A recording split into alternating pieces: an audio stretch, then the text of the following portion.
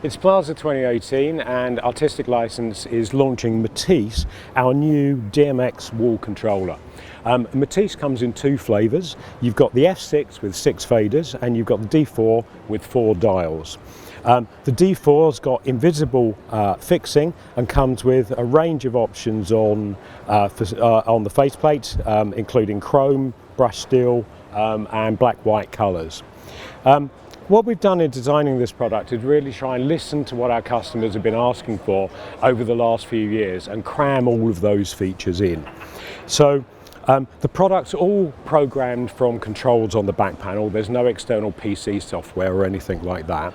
And from a functionality point of view, you can set it up to have each dial or fader just control a single DMX channel, or you can snapshot a scene onto each fader or dial, or indeed you can play back color control where each control just changes the hue of an RGB or an RGBI light. In addition to that, the DMX input can be used for merge, and one of the key application areas we see is adding house light control or foyer control to the DMX output from a production lighting board. The controls from Matisse can be merged onto either the beginning or the end of the incoming DMX stream, or indeed they can be concatenated so you can have multiple Matisse panels next to each other for a wider level of control. In addition to that, you can select either dial 4 or fader 6 to operate as a Grandmaster, and that Grandmaster can be for the incoming DMX 512 feed, for the outgoing DMX 512, or for the other faders. And finally, we've added our classic data fix switch to the back of it, so that if you have slightly mistimed DMX coming in, you can retime it and get rid of flicker on your LED dimmers.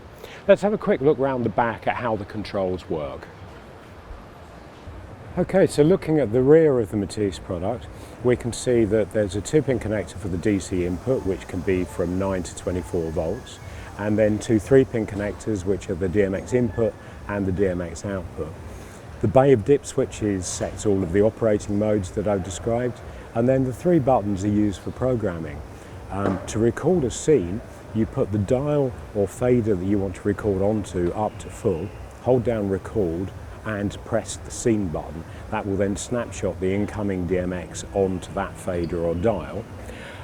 Matisse also has the ability to merge in LTP or HTP mode, and we've come up with a rather clever way of programming the LTP map, and that is that you set all of the levels of the incoming DMX to above 50% if you want it to be HTP, below 50% if you want it to be LTP, and then you just press the record LT map to action that.